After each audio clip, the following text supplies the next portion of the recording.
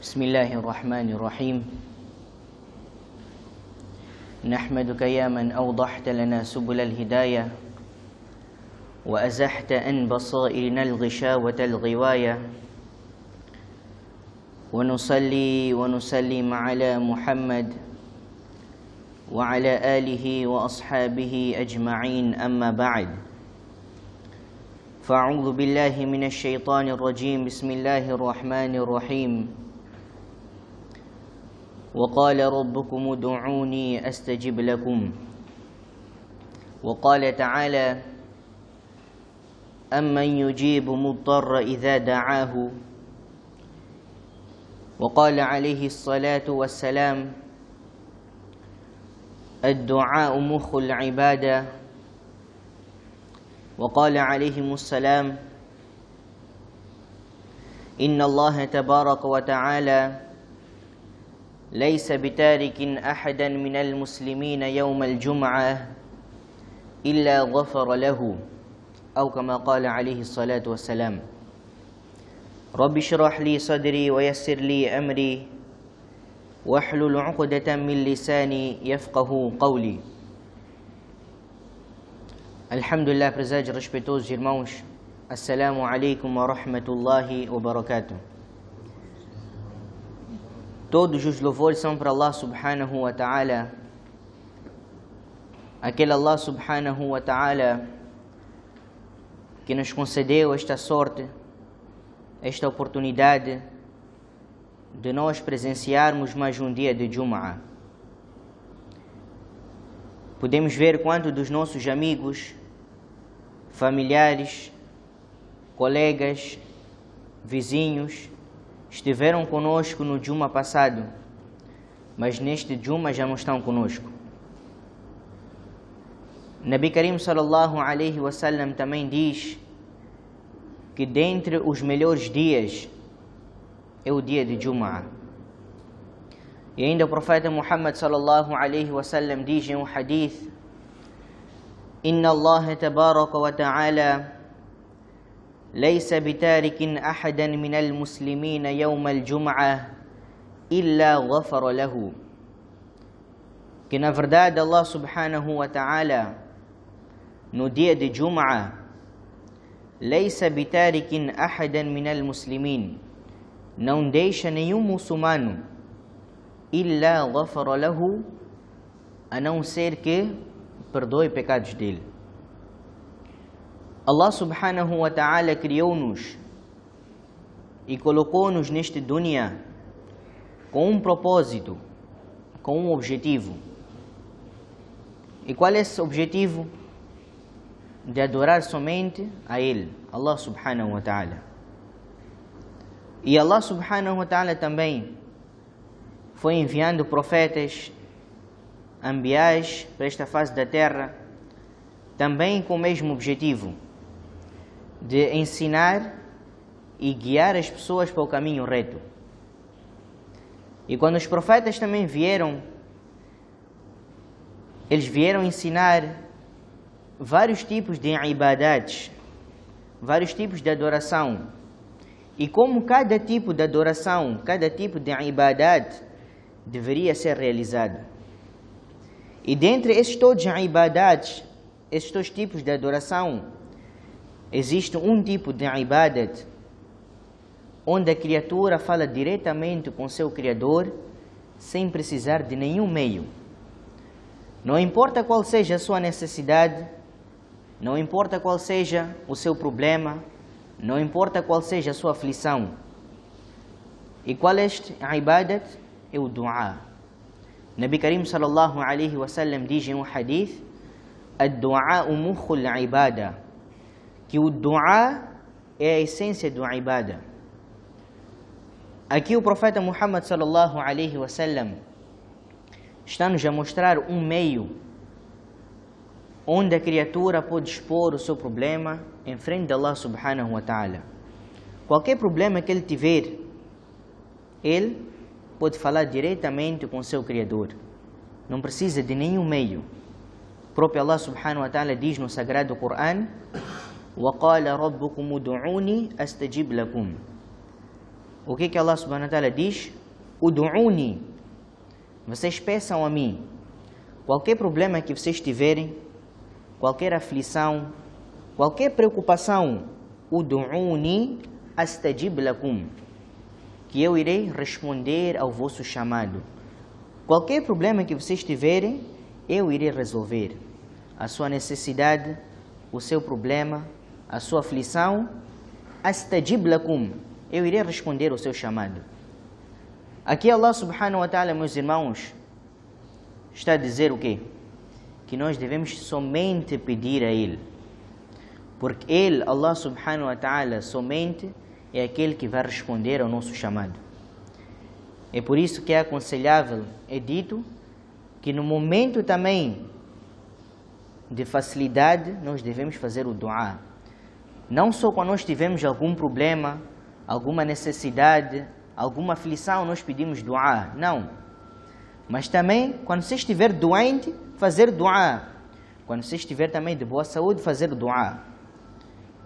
Na riqueza, na pobreza, fazer du'a.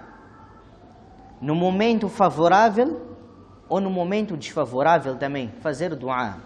Isto por quê? Para os anjos ficarem familiarizados com a nossa voz. Porque se nós só pedimos o du'a, pedir a Allah subhanahu wa ta'ala só no momento da aflição, os anjos não vão reconhecer a nossa voz. Vai parecer uma voz estranha.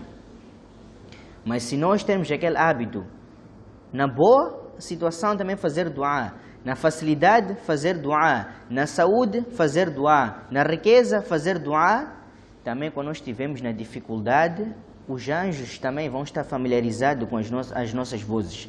E eles vão dizer amém. Nabi Karim sallallahu alaihi wasallam diz em um hadith que nós não devemos ter vergonha de pedir a Allah subhanahu wa ta'ala. Não devemos pedir vergonha, mesmo que seja algo insignificante aos nossos olhos. Não devemos ter vergonha de pedir a Allah.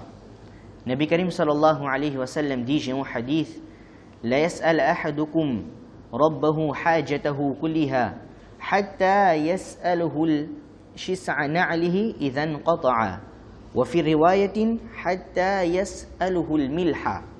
O que o profeta diz nesse hadith? Ele diz que vocês devem pedir a Allah subhanahu wa ta'ala qualquer necessidade que vocês tiverem, qualquer problema, qualquer aflição que vocês tiverem, peçam a Allah subhanahu wa ta'ala. Até o ponto do profeta Muhammad sallallahu alaihi wasallam dizer neste hadith: "Hatta yas'aluhu shis'a na'lihi idhan qata'a." Até o ponto do profeta também dizer: se o vosso atador de sapato quebrar, vocês pensam Allah também. E mais em frente, o que o profeta diz? "Yas'aluhu al-milha." Até o sal também, algo insignificante aos nossos olhos, o sal que nós usamos para cozinhar, também peçam Allah subhanahu wa ta'ala. Hoje o que acontece? Se estiver a faltar sal na nossa casa, a primeira coisa a fazer é o quê? Bater a porta do vizinho. Ou ligar para aquele conhecido para nos ajudar. É verdade ou não é? Mas aqui o profeta está a dizer que mesmo até o sal atador do nosso sapato se quebrar, vamos pedir a Allah subhanahu wa ta'ala. Não devemos ter vergonha de pedir a Allah subhanahu wa ta'ala.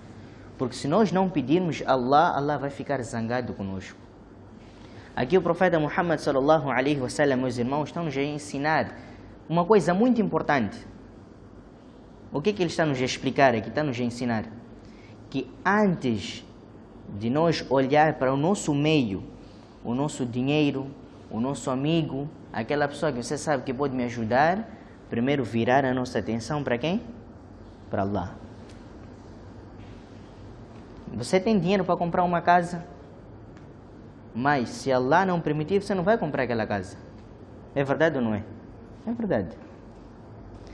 Hoje muita gente tem dinheiro para ir fazer Hajj, ir para Makkah. Tem dinheiro, tem possibilidade. Mas se Allah não permitir, você não vai fazer. Quanta gente que tem dinheiro nunca foram lá. São milionários há anos, mas não conseguem fazer Hajj, não conseguem fazer Umrah. Então, não é o nosso dinheiro, não é a nossa capacidade. Primeiro, a nossa atenção deve virar para quem? Para Allah subhanahu wa ta'ala. Hoje, infelizmente, o que acontece? Quando temos alguma aflição, algum problema, alguma necessidade, a primeira coisa é o quê? Viramos a atenção para o nosso meio. O meio ao nosso redor. E deixamos Allah subhanahu wa ta'ala do lado. Um exemplo, se alguém acorda de noite, altas horas da noite, ele acorda e vê que a sua casa está a ser assaltada. Entrou ladrão. A primeira coisa que ele vai fazer é o quê? Vai pegar o seu telefone, vai tentar ligar para a polícia, número de emergência, algum vizinho, algum conhecido para lhe ajudar. Mas se ele pega aquele telefone, vê que não tem carga. Qual é o segundo passo que ele vai fazer? Vai tomar. Ele vai tentar descer, tentar procurar algum meio. Mas ele vê também, abre a janela, vê que todas as casas estão escuras, os vizinhos estão a dormir. Não tem como, mesmo se ele gritar, não tem como. Ninguém vai lhe ouvir, ninguém vai lhe escutar. Agora, a única saída é o quê? Virar a atenção para Allah. Não significa que nós não devemos procurar o nosso meio. Procurar as coisas ao nosso redor, não. Mas primeiro a nossa atenção sempre tem que estar virada para Allah subhanahu wa ta'ala. Vejamos Ibn Kathir. Ele relata a história de um carregador. Um carregador que era muito conhecido na sua vila, na sua área. Então, certa vez, aquele carregador estava a fazer o seu trabalho e de repente aparece um homem e pede boleia a ele. Então, aquele carregador com boa fé disse, tudo bem, não tem problema, posso te dar boleia. Sem saber que aquele homem que estava a pedir boleia a ele era um ladrão. Então, aquele homem deu boleia a ele, começaram a caminhar. E quando chegaram ao cruzamento, onde havia duas estradas, dois caminhos, então aquele ladrão pergunta a ele, que olha, qual é o caminho que tu vais usar? Então aquele homem que era o carregador, ele disse que normalmente eu uso este caminho. Então aquele homem, que era o ladrão, disse para ele que não, hoje vamos usar este caminho. Por quê? Porque este caminho vai encurtar a sua viagem e também neste caminho tem muita grama para o animal se alimentar, para o animal descansar. Então aquele homem carregador disse, está bem, não tem nenhum problema, vamos para este caminho. Então eles entraram naquele caminho, começaram a ir. Ele viu que entrou numa floresta que dava muito medo. E cada vez que ele ia para frente, ele começou a ver que tinha muitos cadáveres de pessoas. Tinha pessoas mortas, pessoas assim. Então, com medo, quando ele para, aquele ladrão desce. Quando desce, diz para aquele homem que eu agora vou levar todos os seus pertences, todo o seu dinheiro e vou matar assim. Então aquele carregador disse, olha, você quer meu dinheiro, meus pertences, não tem nenhum problema. Você leva, mas deixa-me viver, deixa-me em paz. Então aquele homem disse, não, eu primeiro vou matar assim, depois que vou levar teus pertences e teu dinheiro. Então aquele homem que era o carregador disse, tá bem, já que você quer me matar, não tem nenhum problema. Dá-me a oportunidade de fazer 2 rakats só, antes de você me matar. Então, aquele homem, aquele ladrão disse para ele que, olha, você está a ver todos os cadáveres aqui, fizeram o mesmo que você. Eles também pediram para fazer 2 rakats, pediram para fazer dua, mas depois eu também aniquilei eles. Então aquele homem disse, está bem, não tem problema, faça. Então quando ele começou a fazer 2 rakats, depois de Suratul Fatiha, não estava a aparecer nenhum ayat em frente para ele juntar com Suratul Fatiha. Ele tentava lembrar, mas não conseguia. Não aparecia nada na mente dele. Talvez por causa da pressão. E aquele ladrão já estava a ficar impaciente. E disse para ele que, olha, apressa, estou sem paciência, estou sem tempo.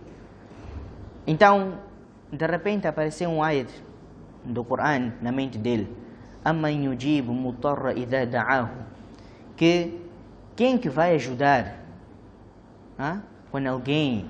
Quem irá responder ao chamado de alguém quando estiver em aflição? Depois de ele recitar este ayat do Coran, ele pediu dua a Allah subhanahu wa ta'ala. Depois de pedir dua, Allah subhanahu wa ta'ala enviou uma pessoa para lhe ajudar. Ele veio com uma lança, uma seta, e veio com um capacete brilhante. E picou aquele homem. Aquele homem gritou tão alto que depois o seu corpo ficou em chamas.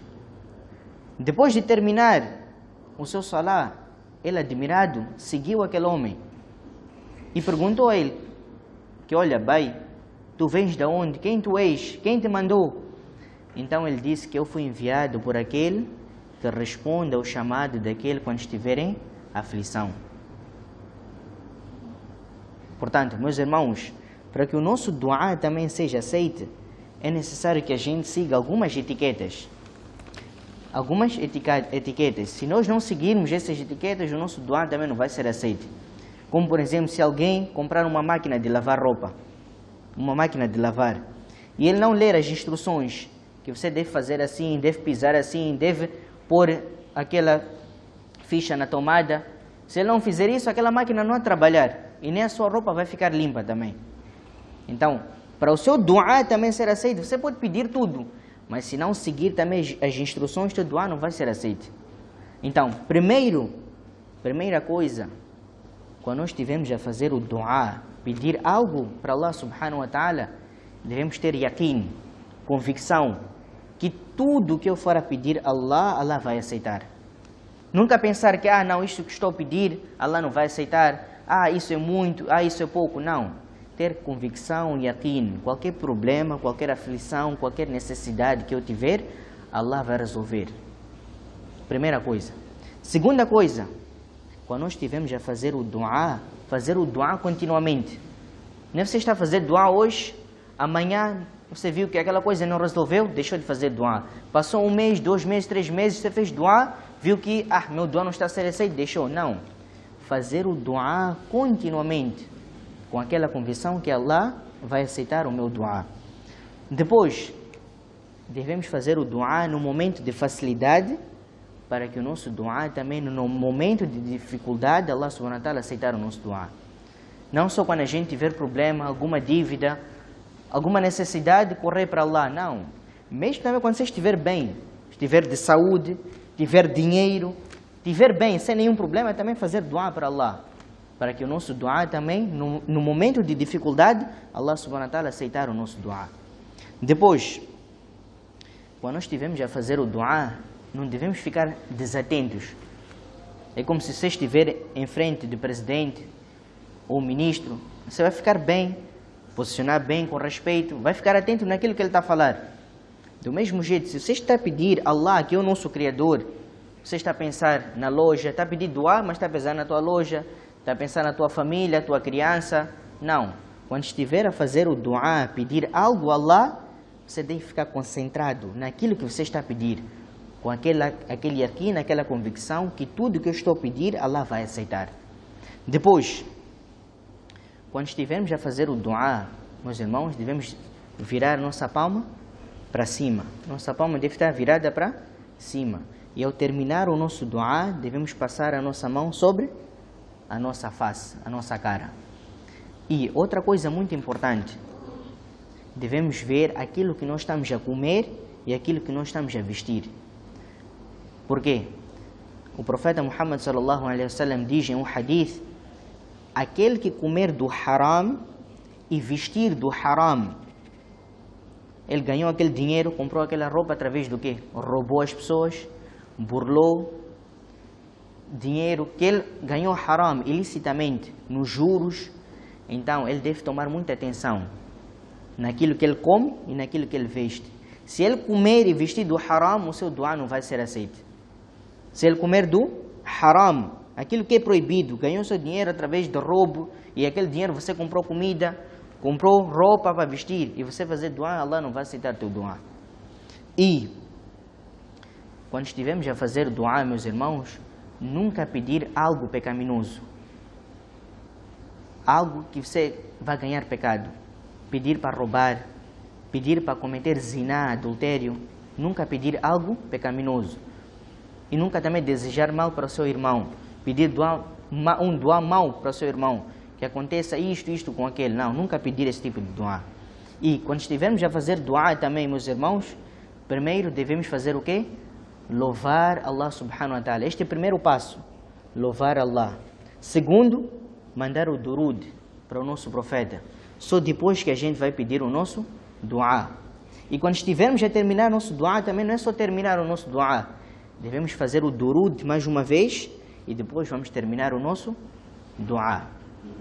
Portanto, também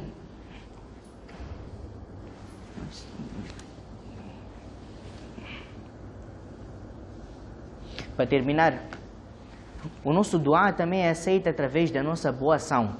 Qualquer boa ação que você for a fazer, o nosso dua também, se nós pedir a Allah, que Allah, através dessa boa ação que eu fiz, aceite o meu dua, Allah também irá aceitar. Através de uma boa ação que nós for a fazer. Certa vez, haviam 3 jovens que, por uma e outra razão, tiveram que pernoitar numa caverna. Depois deles entrarem lá, apareceu uma rocha, uma pedra, fechou a entrada. Eles não tinham como sair. Então, a única saída que eles viram era o quê? Pedir dua a Allah subhanahu wa ta'ala para que afastasse aquela pedra, aquela rocha. Então, a única saída era o quê? Eles fizeram uma choeira, reunião entre eles. Então, eles disseram que, olha, cada um aqui vai pedir dua. Aquela boa ação que ele fez, que fez somente para Allah, ele vai fazer dua. Então, o primeiro começou. Ele disse que eu tinha meus pais que eram pessoas de idade. Então, ele tinha hábito de dar leite aos seus pais à noite. Então, aconteceu um dia que ele foi, saiu, voltou, regressou tarde a casa e os seus pais estavam a dormir. Então, ele, para não acordar os seus pais, porque eram pessoas de idade, então ele ficou à espera com aqueles copos de leite até que os seus pais acordassem. Então, ele diz que aquele leite eu não dei nem às pessoas da minha família, da minha casa, nem às crianças também que estavam a chorar. Estavam a chorar que, papai, quero leite. Ele disse que, pá, aquele leite eu guardei. Nem dei meus filhos também que estavam a chorar, nem às pessoas da minha casa, da minha família. Então, só quando depois o pai acordou, os pais acordaram, ele deu de beber aquele leite. Então, ele fez aquela ação somente para o grado de Allah. Então, ele pediu a Allah, que o Allah, esta ação eu fiz somente para si. Então Allah subhanahu wa ta'ala o que fez? Afastou um pouco aquela pedra, aquela rocha. A segunda pessoa fez dua. Ele diz que eu tinha uma prima, que eu amava muito ela. E meu sonho, o meu desejo era o quê? Dormir com ela, passar uma noite com ela. Então, só que ele também não tinha maneira. Mas ele tinha esse desejo. Aconteceu que certa vez ela estava a passar por uma dificuldade, aquela prima. Estava a passar por dificuldade, precisava de dinheiro. Então, veio ter com este pai, este primo dela.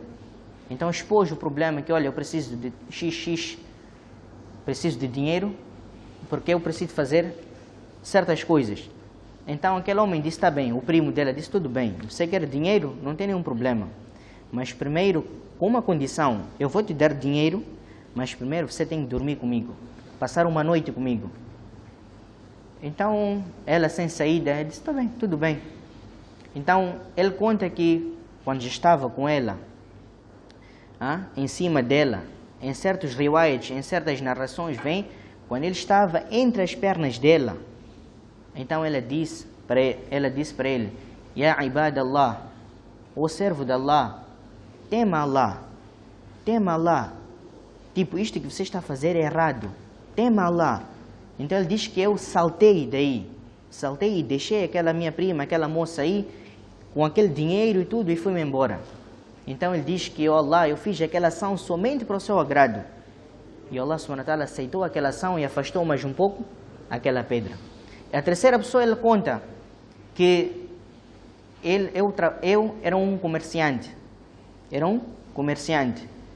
Então chegou um certo dia de pagar o salário daqueles meus trabalhadores, mas não paguei de um. Não paguei salário de um. Por uma e outra razão, ele foi-se embora, não consegui pagar salário de uma pessoa. Então, depois de algum tempo, aquele homem voltou. Aquele trabalhador veio ter com o seu boss, o seu patrão, que olha, aquele dinheiro que alguns anos atrás você não me pagou, então estava a precisar, tenho necessidade. Então, aquele patrão disse para ele, que você está a ver esses animais, esses cabritos, ovelhas, essas todas lojas que você está a ver, tudo é seu. Então aquele homem admirado disse, como é possível? Você está a brincar comigo? Ele disse, não estou a brincar consigo. Tudo isso que você está a ver é seu. Por quê? aquele dinheiro que eu não dei a si do seu salário, eu fiz o quê? Investi aquele dinheiro e tudo isso agora é seu. Depois aquele homem pegou tudo aquilo e também levou para ele. Então aquele comerciante, aquele homem fez doar que, Allah, eu fiz essa ação somente para o seu agrado. Então Allah subhanahu wa ta'ala o que fez? Também aceitou a ação dele e afastou aquela rocha, aquela pedra e eles conseguiram sair. Portanto, prezados e respeitosos irmãos, que Allah subhanahu wa ta'ala nos dê a compreensão de tudo que acabamos de ouvir e também nunca devemos perder a esperança em Allah subhanahu wa ta'ala. Qualquer necessidade, qualquer problema, qualquer aflição que nós tivermos, nunca ter vergonha de pedir a Allah subhanahu wa ta'ala, porque somente Allah subhanahu wa ta'ala que irá resolver os nossos problemas. Jazakumullah khair. Wa akhiru da'wana alhamdulillahi rabbil alamin.